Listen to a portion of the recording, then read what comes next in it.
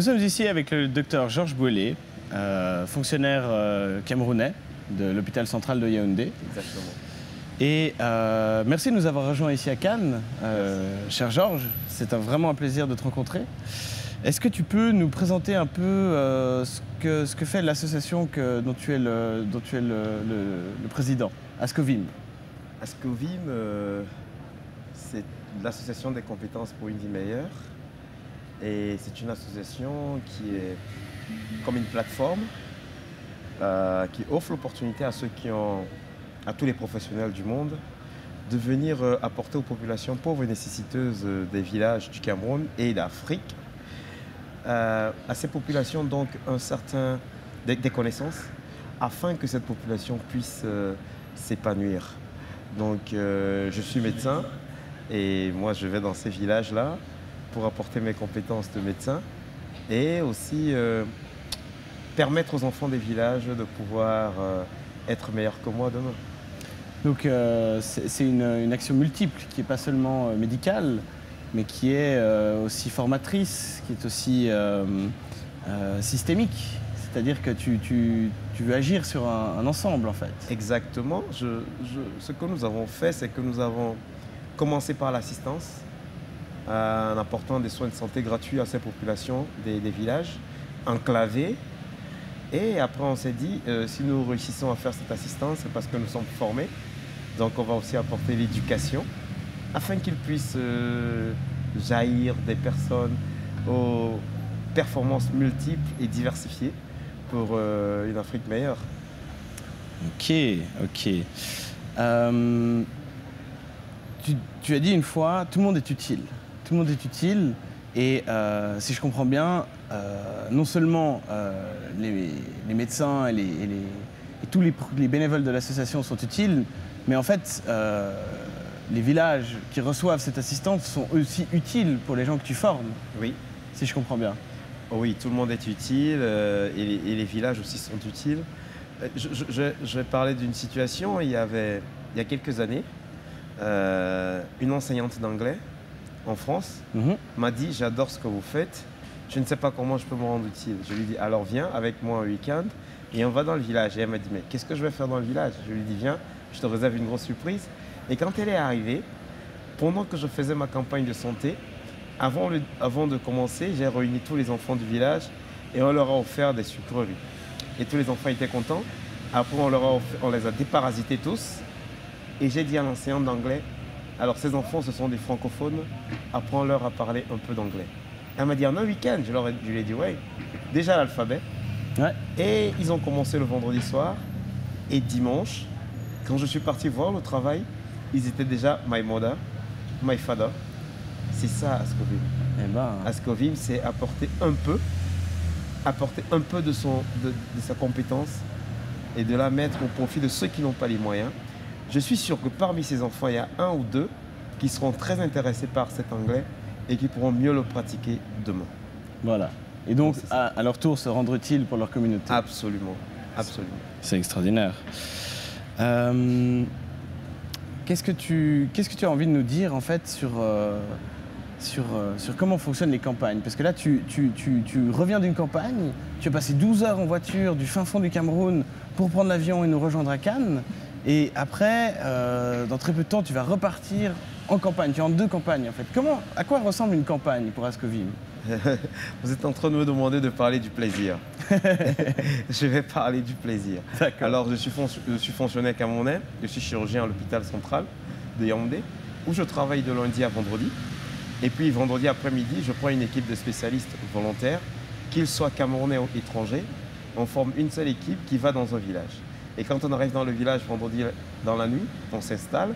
Et samedi matin, on reçoit la population qui vient de 70 km à la ronde et à pied. Parfois, la route n'est pas très jolie, mais la joie de transmettre nous permet d'arriver. Et quand on arrive dans ce village, on commence des consultations médicales qui ne se passent pas toujours dans un cadre hospitalier. Je peux prendre une école, je peux choisir l'air libre, je peux faire n'importe quoi, mais améliorer l'endroit pour pouvoir y apporter des soins. Et alors, quand on s'installe, on met un box pour un dentiste, un box pour un ophtalmologue, un box pour tous les spécialistes qui sont présents. Et on fait une pharmacie. Les patients sont consultés en journée et reçoivent les médicaments. Et à partir de 17 h le samedi, commence la chirurgie. Et la chirurgie se tient jusqu'à dimanche midi. Et à partir de dimanche 14 h, on rentre à Yaoundé pour vaquer à nos occupations le lundi. Alors je tiens à préciser que dans les villages, nous faisons des chirurgies pour lesquelles nous pouvons maîtriser les complications. Donc on ne fait pas n'importe quoi et il faudra être sûr. Donc voilà. Et entre-temps, le samedi, on prend attache avec l'école primaire du village, le nombre d'enfants, et on voit dans quelle mesure on donne à chaque enfant 2-3 cahiers, un sac, un bic, un crayon.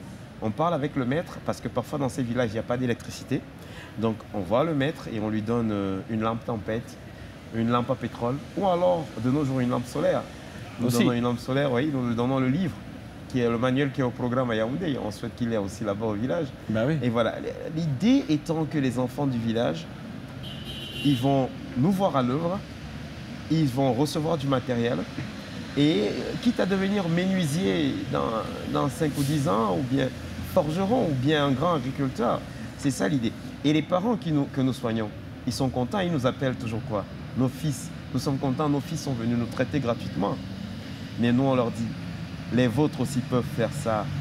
Donc laissez-les aller à l'école, nous donnons le matériel et demain, vous les encadrez. Voilà un peu le schéma. On soutient les enfants au primaire, on permet aux parents de se préparer pour le secondaire et les parents supportent le secondaire. Et lorsque ces enfants réussissent à aller à l'université, nous disons aux parents, allez, c'est très bien, nous prenons une partie de leurs frais scolaires et vous prenez peut-être la location de la chambre à l'université. Voilà le deal qu'on passe avec les familles. Et voilà comment de fil à aiguille, on essaye d'être parmi les pionniers ou bien alors l'amorce qui permettra à l'Afrique de faire un grand pas dans l'avenir. C'est le plaisir que nous avons.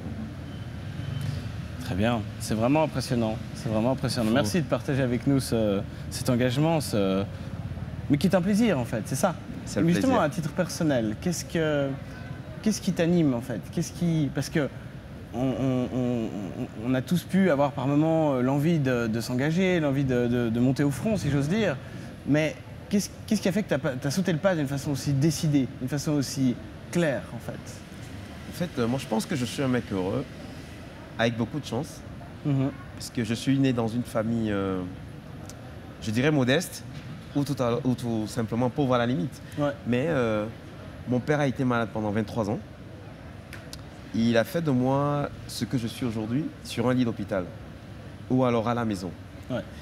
Et pour ce monsieur qui s'est battu comme ça, mes parents, parce que ma mère s'occupait de lui et s'occupait de nous, et mon père était là malade, pour ces parents-là qui se sont battus pour moi, j'ai beaucoup de respect, j'ai dit, ah, je vais faire quelque chose. Alors quand on allait à l'hôpital, mon père me disait, tu vois, c'est pas facile d'avoir accès à un médecin spécialiste, regarde comment nous sommes nombreux et nous attendons. Demain, si tu deviens médecin comme tu as envie de l'être, pense à ceux qui n'ont pas les moyens. Et c'est ça qui me fait, j'ai dit, ah, je suis médecin aujourd'hui, il faut que je pense à ceux qui n'ont pas les moyens. Tu n'as pas oublié. Hein. Non, j'ai pas oublié et je pense que j'ai eu beaucoup de chance.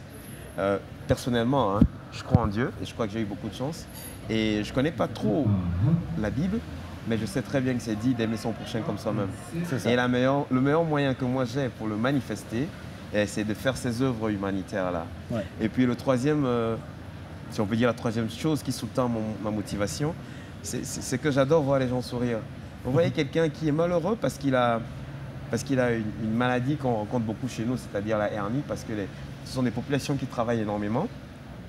Et comme c'est des fermiers, c'est des agriculteurs, ils sollicitent beaucoup leurs muscles abdominaux. Oui. Et puis après, ces muscles deviennent faibles.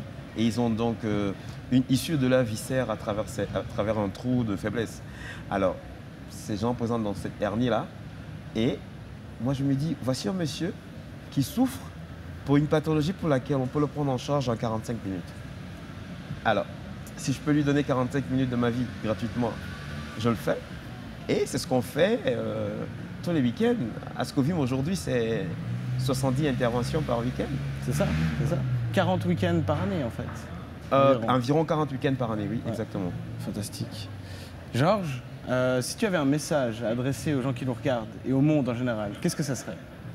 Alors, le message, c'est... Je suis convaincu je suis convaincu qu'il y a beaucoup de bonnes personnes sur cette terre et qu'il suffit de leur donner l'occasion, la plateforme de s'exprimer et le monde sera meilleur. Tenez par exemple, j'ai rencontré un monsieur un jour, très très loin à l'est du pays, qui souffrait de cette pathologie dont on vient de parler, qui s'appelle la hernie, mais de naissance. Sa maman est décédée à la naissance et son papa est décédé lorsqu'il avait 3 ans. Et je l'ai rencontré quand il avait 47 ans. Dans sa hernie, c'était une hernie de 47 ans. Dans un village comme le mien, comme dans nos régions, c'est un monsieur qui est considéré comme un sorcier. Ah oui, il est vu, il est mis à l'écart de la société. Et pour une hernie de 47 ans, simplement par gravité, tous ses intestins se retrouvaient dans son scrotum.